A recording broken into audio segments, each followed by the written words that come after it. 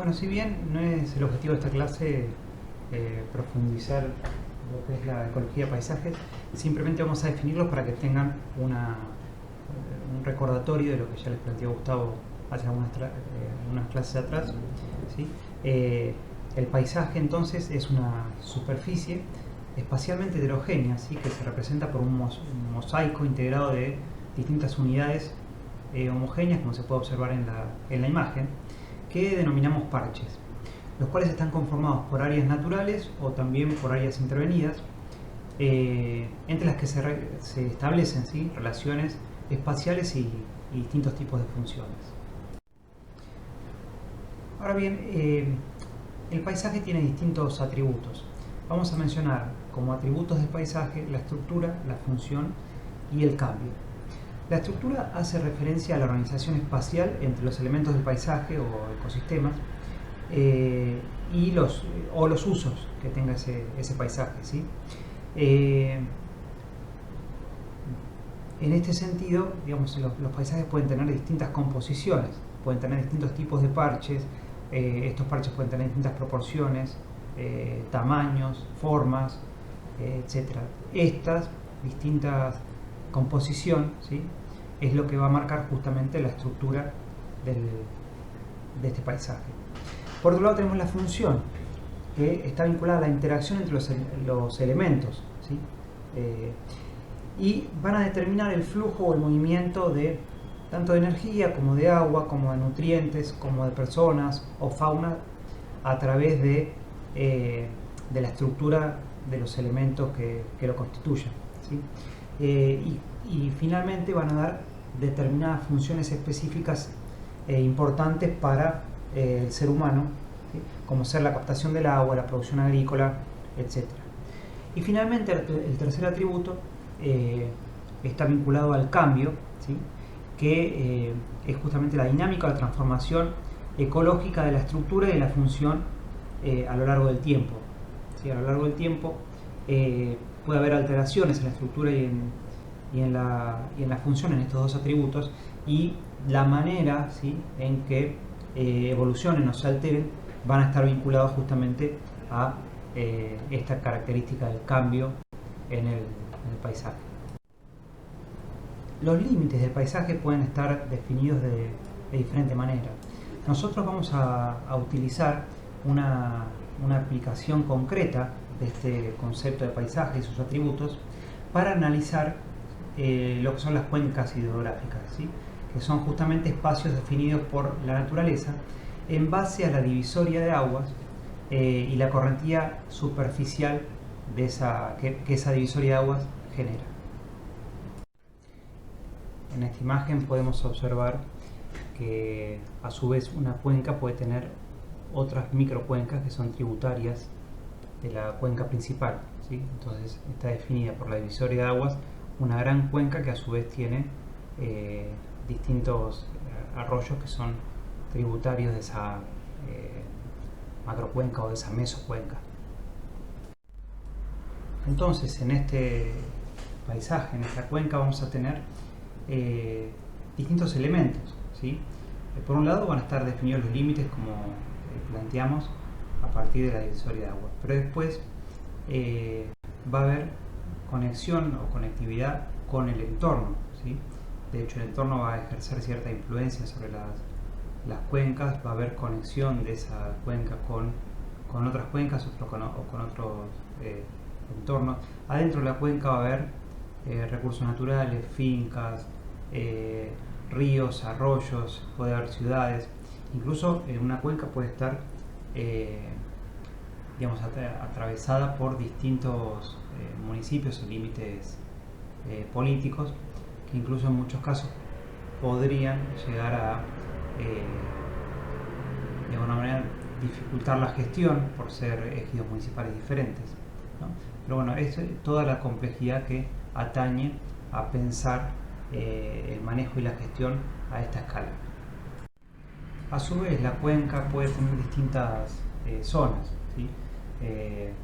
Una zona alta o zona de recarga, la zona de transición, que es la zona media, y la zona de descarga, en donde finalmente ya sea esta cuenca desemboca en otro río o si son macrocuencas, esos ríos desembocan directamente en el mar. Cabe hacer la distinción de la diferencia entre una cuenca hidrológica y una cuenca hidrográfica. Hasta ahora veníamos caracterizando a la cuenca hidrográfica toda vez que estaba justamente definida por la divisoria de aguas de las aguas superficiales. Pero cuando uno analiza el perfil del suelo, podemos observar que el perfil del suelo está compuesto justamente por suelo en sus distintas capas, y también luego de esos suelos en sus distintas capas aparece el manto rocoso o la piedra, las planchas de piedra, y eso define lo que es la divisoria hidrológica, no hidrográfica sino hidrológica. Es importante porque el movimiento del agua que cae digamos, hacia un lado de la divisoria de aguas, una vez que penetra en el suelo, puede moverse en sentido contrario, ¿sí? Dependiendo justamente en dónde encuentre este manto rocoso. Entonces vamos a comenzar a desarrollar el concepto de manejo y de gestión de cuencas. El concepto de manejo hace principalmente al uso, manejo y conservación de los recursos naturales, digamos, tomando al agua como el principal eje estratégico integrador de todo el paisaje. Por otro lado, la gestión de cuencas, ¿sí?, toma esta idea de manejo de cuencas, pero haciendo foco en las acciones para que se logre, ¿sí?, se pueda llevar adelante el manejo de las cuencas, ¿sí? En un caso hacemos énfasis sobre los elementos y las funciones, ¿sí?, y en el otro hacemos énfasis en cuáles son las acciones o los procesos que se deben desarrollar para que el manejo de cuencas se lleve adelante. Desde esta perspectiva vamos a pensar, ¿sí?, en distintas acciones concretas que van a ser necesarias para poder hacer este manejo de cuencas, ¿sí? La cobertura de los bosques, el manejo de áreas protegidas, la producción, los bienes y servicios que se estén generando en esa cuenca, el clima como factor determinante, ¿sí?, para el devenir de la cuenca, y también las externalidades que se generen y que puedan justamente impactar sobre el entorno. El manejo de cuenca hidrográfica consiste en el uso, el aprovechamiento y el manejo de los recursos naturales de la cuenca, donde en general existe un organismo, ¿sí?, o un ente que tiene principalmente la responsabilidad de implementar acciones para manejar estos recursos, y se hace foco principalmente en los componentes, ¿sí?, que conforman la estructura de esta cuenca, de este paisaje, y las funciones principalmente biofísicas, ¿sí?, vinculadas al suelo, a la vegetación, al agua, a la diversidad, mientras la intervención humana se toma en un segundo plano. Cuando incorporamos el concepto integral o manejo integrado, también se suele mencionar, de cuencas hidrográficas, hacemos referencia a pensar en la cuenca con todos sus componentes y sus funciones como un sistema, ¿sí? Esto no necesariamente implica considerar, ¿sí?, todas las componentes y todas las interacciones, pero sí pensar integralmente al sistema con sus dimensiones técnicas, sus dimensiones científicas, sociales, económicas, ambientales, ¿sí?, que permiten o le dan viabilidad al manejo justamente de esta cuenca. Cuando hacemos referencia a la gestión integral de cuencas hidrográficas, incluimos el concepto de manejo integral de cuencas, pero además este concepto hace énfasis en los procesos y las acciones de gestión, ¿sí?, necesarias para lograr los recursos humanos, económicos, logísticos, administrativos requeridos para el plan de manejo de la cuenca, ¿sí? Vale decir, no hacemos solamente énfasis en cuál es el plan de manejo, sino en el cómo se va a desarrollar, ¿sí?, la gestión para que ese plan de manejo se lleve a la práctica. En ese sentido, incluye la idea de lo que denominamos ciclo de gestión, ¿sí? Que implica reconocer la cuenca, identificarla, analizar los actores que intervienen en esa cuenca, generar un diagnóstico, proponer un ordenamiento, una zonificación territorial, ¿sí? Establecer línea de bases, programas y proyectos para poder llevar adelante el manejo de esa cuenca. Si bien en esta gestión, ¿sí? Integral de cuencas hidrográficas se enfatiza en la participación, no necesariamente todos los actores de la cuenca, ¿sí? Se formen, se capaciten o tengan la capacidad de tomar decisiones y asumir responsabilidades en lo que es el plan de manejo. De hecho, esto es lo que va a diferenciar esta idea de gestión integral de cuencas hidrográficas con la idea de cogestión, en donde sí el componente colaborativo y de trabajo conjunto, ¿sí? Toma centralidad. Finalmente, entonces, llegamos al concepto más abarcativo, más englobador, que es el de cogestión de cuencas hidrográficas, ¿sí? Que asume o incorpora los distintos conceptos que fuimos escalando, ¿sí? El de manejo integrado de cuencas, el de manejo de cuencas, el de manejo integral de cuencas, el de gestión integral de cuencas, y llegamos a este de cogestión, en donde, ¿sí? Está definido como la gestión conjunta, compartida y colaborativa, mediante la cual diferentes actores, ¿sí?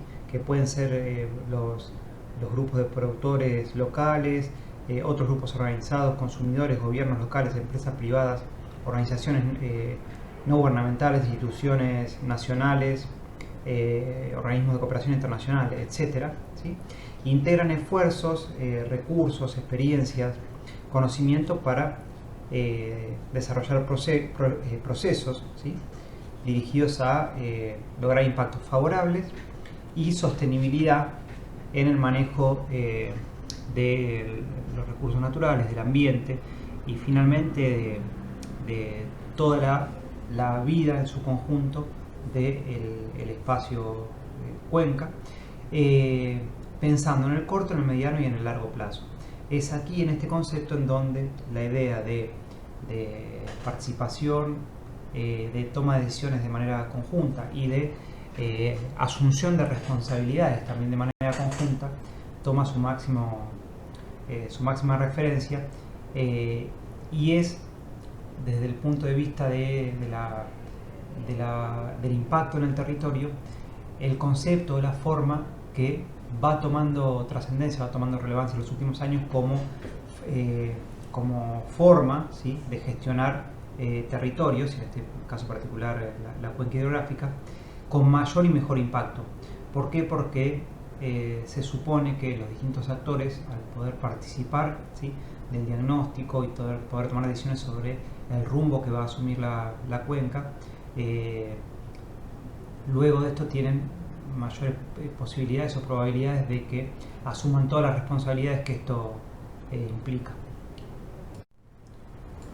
Entonces, ¿cuándo vamos a hacer manejo de cuencas? Cuando haya algún ente, algún organismo, ¿sí? Que pueda hacer un diagnóstico, ¿sí? De la cuenca, y sobre eso pueda plantear una serie de formas de uso y de conservación que permitan, por ejemplo, tomando este caso, ¿sí? Generar cierto servicio ecosistémico, como es la generación de energía eléctrica, ¿sí? A partir del agua que se genera en esta cuenca, para lo cual, por ejemplo, se van a conservar áreas protegidas, se va a reforestar, se va a hacer conservación de suelos y agua, se va a generar agroforestería, control de cárcavas, bosques manejados o manejo de bosques, justamente pensando, ¿sí? En la potenciación del agua como recurso central y particularmente como generador, ¿sí? de energía mediante una represa o mediante energía hidráulica. Ahora bien, para garantizar, y ahí surge esta pregunta, bueno, ¿cuándo realmente se va a poder generar una externalidad? ¿Cuándo esto se va a transformar en un beneficio real para la población? y surge entonces la idea de la cogestión de cuencas, ¿sí? Pensándola como la toma de decisiones, esfuerzos conjuntos, compartidos y colaborativos para gestionar, ¿sí? Y manejar la cuenca. En este sentido, entonces, van a estar las medidas de manejo, ¿sí? Reforestación, conservación de suelos, agroforestería, control de cárcavas, etc. Pero también van a aparecer toda una serie de procesos, ¿sí? Y de elementos necesarios para lograr que esas medidas o esas pautas de manejo se cumplan y sean interiorizadas, ¿sí? Por los distintos actores que forman parte del territorio. Y en ese sentido van a aparecer cuestiones como organización, como la forma en que se toman las decisiones, los espacios para concertación de ideas, las alianzas y las sinergias, la distribución de responsabilidades, el ordenamiento territorial, la necesidad de inversiones, la gobernabilidad, como elementos justamente necesarios para llevar ese plan de manejo de la cuenca a la realidad, internalizarlo por parte de todos los agentes y generar justamente procesos de esfuerzo conjuntos, colectivos, para lograr estos planes. Obviamente que esto no lo podemos pensar desde el punto de vista idílico, ¿no? Cuando uno trabaja tratando de gestionar o cogestionar territorios, en este caso cuencas o paisajes, se pone frente a dificultades o diferencias de intereses, a pujas de poder, ¿sí? A grupos antagónicos que buscan usar el espacio de maneras completamente distintas, ¿sí? Muchas veces aparece el antagonismo entre empresas y pequeños productores, o entre el antagonismo entre organismos nacionales y organismos municipales, etc. Por eso esto de la cogestión no implica abordar la organización del territorio desde una manera ingenua, sino pensar justamente en poder caracterizar todos esos procesos y todas esas acciones de la manera más integral posible para lograr tener un impacto, digamos, significativo y sostenible, digamos, sostenible al mediano y al largo plazo. Existen diferentes modelos funcionales en la cogestión de cuencas. Por ejemplo, existen modelos que se organizan en función del agua como eje estratégico. Otros modelos se organizan en función de todos los recursos naturales que son propios de la cuenca. En otros casos, el modelo está en función del riesgo ante la variabilidad y el cambio climático, o puede estar también en función de potencialidades específicas, o sea, algún servicio ecosistémico específico que se quiera o necesite potenciar. De esta manera, como vemos, la organización de todo el proceso de cogestión va a estar justamente en función de cuál o cuáles de los recursos o servicios se quisiera potenciar. Simplemente para repasar y recordar, ¿sí? Que tengamos presente que el agua tiene un movimiento cíclico en la naturaleza, y que el balance hidrológico va a estar definido por todas las entradas menos todas las salidas de agua. Eso es lo que me va a definir el balance hidrológico en una cuenca determinada.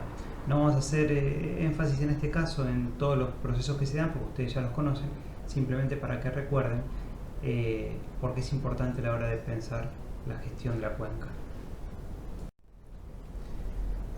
Entonces incorporemos ahora el concepto de cambio climático. Es un cambio significativo y duradero en los patrones locales o globales del clima. Este cambio se puede dar por causas antrópicas, ¿sí? Por intervención del ser humano, como es el efecto invernadero, o puede darse por causas naturales, como ser la variación de la energía que se recibe del sol, erupciones volcánicas, etcétera, que pueden llegar a generar este tipo de variaciones. Vamos a centrarnos entonces en el cambio climático que está producido justamente por causas antrópicas vinculadas a los gases de efecto invernadero. Ya existe evidencia documentada de distintos organismos científicos internacionales sobre el cambio climático, ¿sí? Simplemente para recordar, tenemos distintas evidencias: disminución de los de los hielos marinos, retroceso de los glaciares, el aumento de la temperatura global, el aumento del nivel del mar, ¿sí? El calentamiento de los océanos, son todos evidencias de este proceso que se viene desarrollando hace ya varias decenas de años. Los efectos de esta variabilidad climática son diferentes, y podemos mencionar algunos como ser efectos vinculados a problemas de falta de agua, ¿sí? Como ser sequías, desertificación, un incremento del riesgo de incendios, o problemas vinculados a la abundancia de agua o el aumento de las precipitaciones en cortos tiempos, ¿sí? Que generan inundaciones o deslizamientos. Son algunos de los efectos concretos que generan estos cambios en las cuencas. Pensemos que el cambio climático, si se evidencia en términos generales por un aumento de la frecuencia o de la intensidad de los eventos climáticos extremos, como ser sequías o como ser precipitaciones, ¿no? Y de ahí aparecen estos efectos. Entonces, frente a esta situación y estas posibilidades y de efectos adversos, aparecen dos grandes líneas de desafíos vinculados al cambio climático. Una que está vinculada a la mitigación, ¿sí? Esto es, a disminuir los gases de efecto invernadero, que son los que generan el calentamiento global, o el capturar parte de estos gases de efecto invernadero. Y hay acciones concretas que se pueden hacer en ese sentido. Por ejemplo, en lo que hace a la reducción de gases de efecto invernadero, podemos trabajar tratando de reducir la demanda de energías fósiles, por ejemplo, a partir de cambiar los patrones de consumo energético, mejorar la eficiencia de la ganadería, toda vez que la ganadería es una de las principales incorporadoras de gases de efecto invernadero a partir del metano dentro de lo que es el sector agropecuario.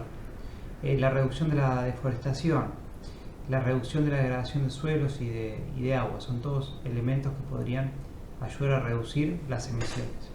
Y otra línea está vinculada a aumentar las capturas, a partir de que, de reforestación, de recuperación de suelos, ¿sí? De integración entre sectores productivos que, por ejemplo, permitan facilitar sectores de carácter industrial, por ejemplo, facilitar la captura de carbono en sectores agrícolas o forestales a partir de mecanismos de compensación, de bonos de carbono, etc. Y después el otro mecanismo es el de adaptación, o sea, entendiendo que el cambio climático existe y que tiene una serie de efectos que están medianamente documentados, tratar de generar medidas para adaptarse a esa situación, ¿sí? Esto está vinculado a reducir el riesgo, ¿sí? Mediante planes de reducción y gestión de desastres, manejo de enfermedades, diversificación productiva o biodiversidad, ¿sí?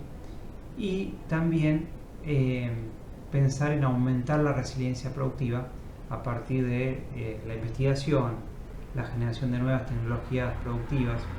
Recordemos que la idea de resiliencia está vinculada a la capacidad que tiene determinado organismo, determinada comunidad, ¿sí?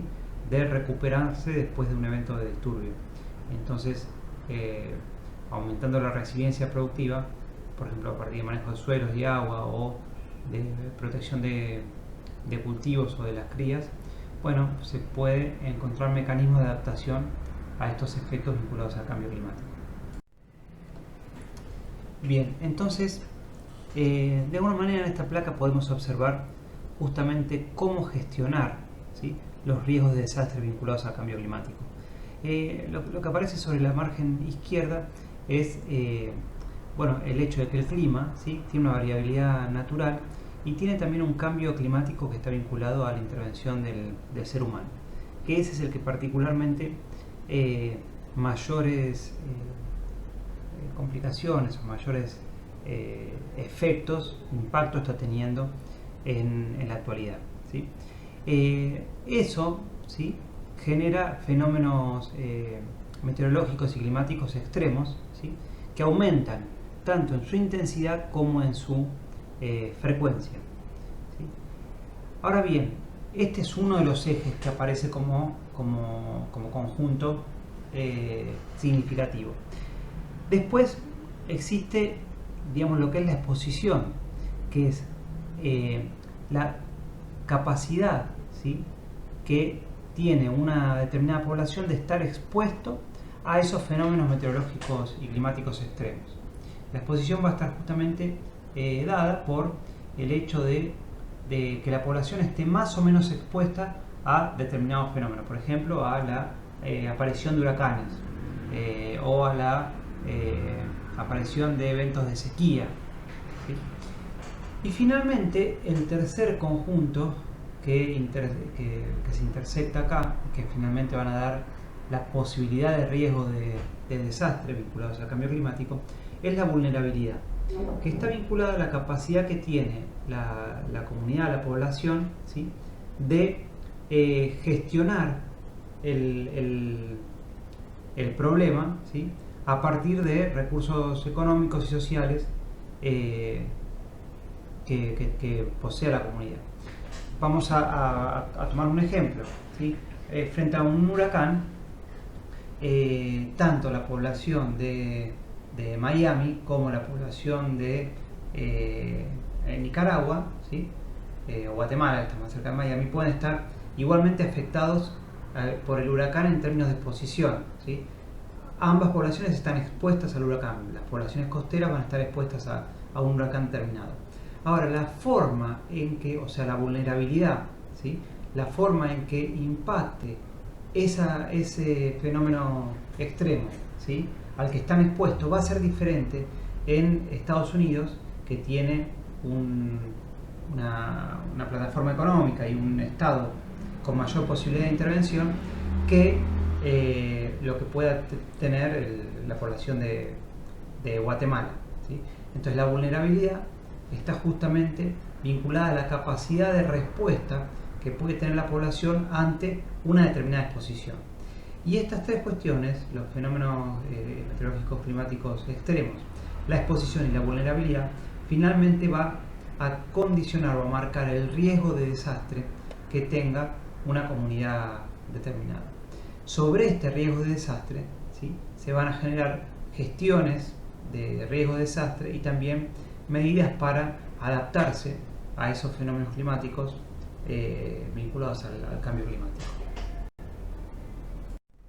Les dejo en las próximas dos filminas algunas definiciones, ¿sí?, del cambio climático, los fenómenos climáticos extremos, exposición, vulnerabilidad, resiliencia, etcétera, para que puedan leerlos.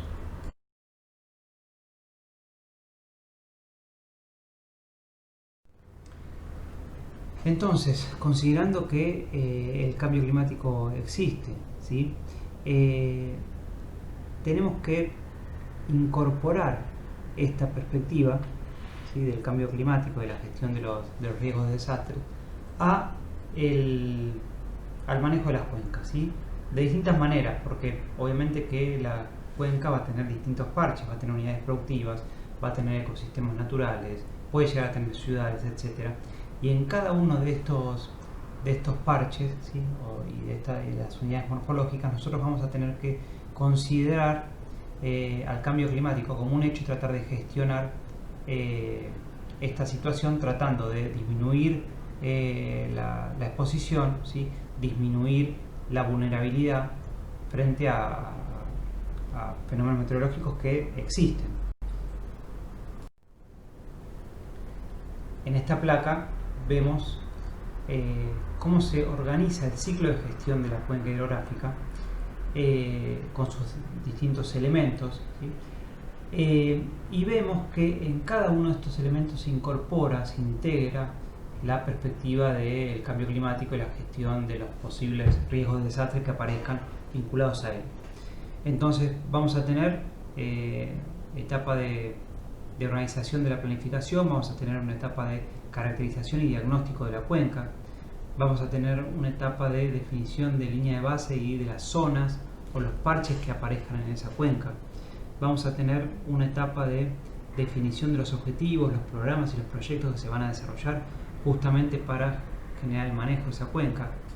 Vamos a tener etapas de búsqueda de financiamiento para poder ejecutar esos planes. Vamos a tener luego etapas de monitoreo, evaluación y sistematización de lo que se vaya haciendo en esa cuenca, y una vez que se evalúe, finalmente después se vuelve a regenerar ese ciclo a partir de nuevos desafíos o nuevas planificaciones, nuevas etapas de trabajo que aparezcan en la cuenca. Este es un ciclo muy básico, ¿sí?, de gestión de proyectos vinculados a cuencas hidrográficas.